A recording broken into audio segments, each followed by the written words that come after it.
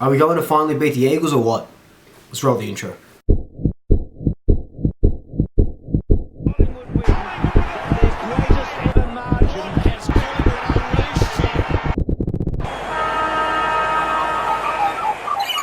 So I'm trying out this new schedule where I upload my preview videos for the game on a Wednesday night, and then on Thursday when the team drops, I'll just do a little bit of an Instagram story or an Instagram post for the ins and the outs, and we'll just see how that goes for the next couple of weeks.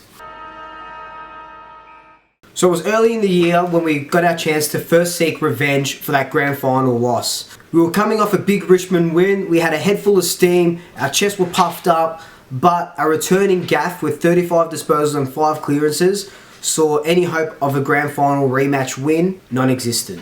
A late surge that only saw us 12 points behind was stifled when Cripps kicked a couple of goals and we ended up going down by 22 points. Much like the grand final, we let out the first change, but then a 6-goal second quarter to the Eagles and a 1-goal third term to us made any chance of a fourth quarter comeback that little bit harder. DeGoey starred, kicked 3 goals, Cripps ended up kicking 4 goals, followed by Sheed kicking 3, and of course Kennedy kicked 3. This was also that game where Tom Phillips gave away that free kick for chopping of the legs or, going too low, and then a 50 metres was given away and Penalty had to go with the umpire, and then it was a whole kerfuffle for weeks, and the AFL never changed that rule, so thanks for that, guys.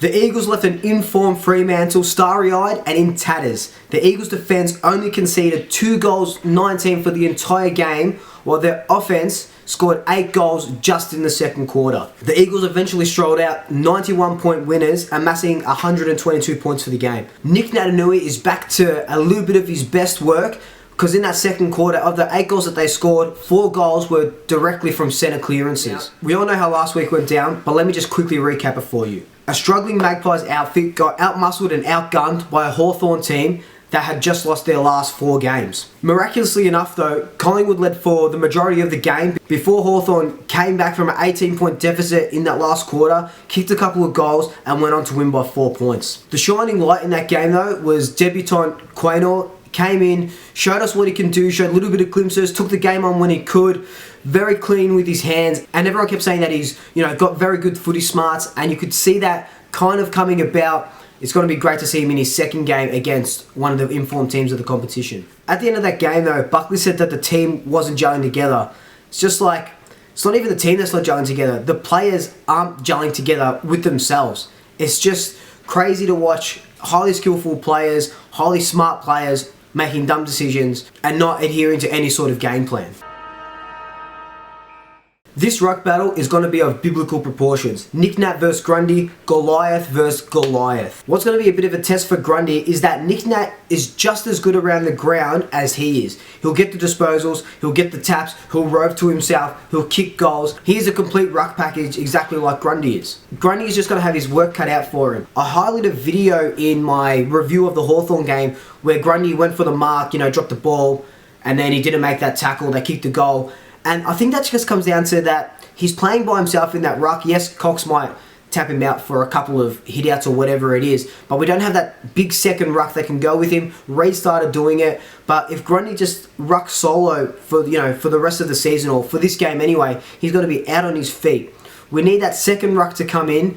Maybe it is Cox, Maybe Cox just has to ruck that little bit more, and if Cox isn't having a good game, at least that ruck will bring him into the game, get him into the thick of the action as well. A key area that we've failed to grasp a concept in the last few games is West Coast's defence. McGovern, Shepherd and Barras are just going to mark those high balls whenever they come in. I read a stat today that said McGovern's only lost 11% of his one-on-one battles, and that's just mind-blowing. And if we keep delivering the ball on the silver platter, we may as well give him the game on a gold platter. Why it worries me is that in the last few weeks, all we've been doing pretty much is providing high balls to our forward line. You could see that when we were doing it against Hawthorn, Sicily was getting those marks. Impey somehow was getting those marks as well, out-muscling Cox, and that's just going to be a carbon copy of what's going to happen with West Coast if we do that exact same thing. Like I've been saying, Cox needs to play just out of that goal square, 20, maybe 30 metres up into that forward line, and just sit there and clunk those marks. And I don't mean those high marks, I mean the ones that they've got to get pinpointed to him, takes it at his highest point. And yes, when those balls are coming in, if he's not playing on McGovern,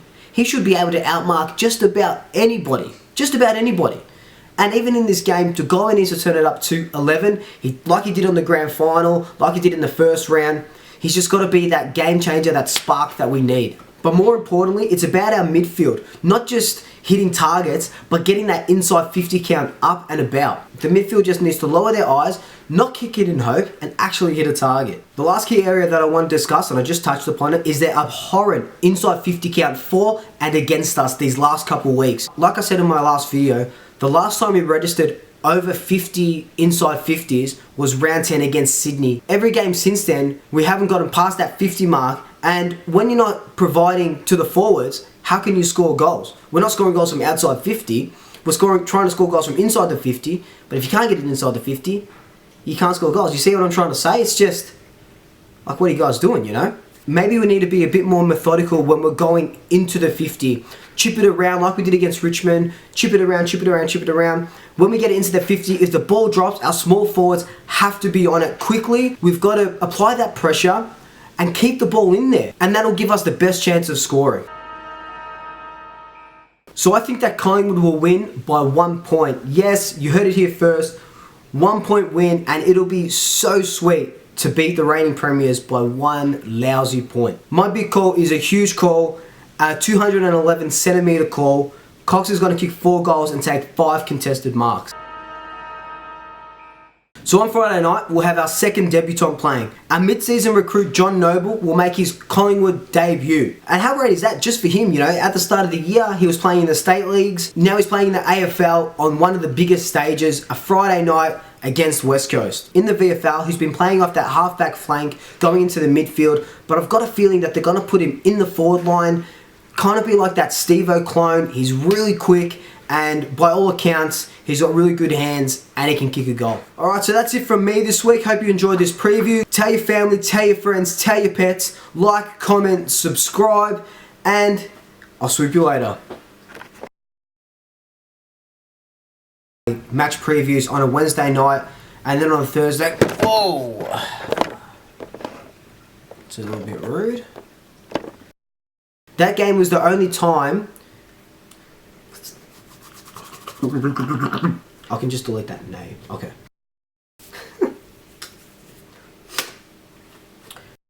Maybe we need to be a bit more methodical.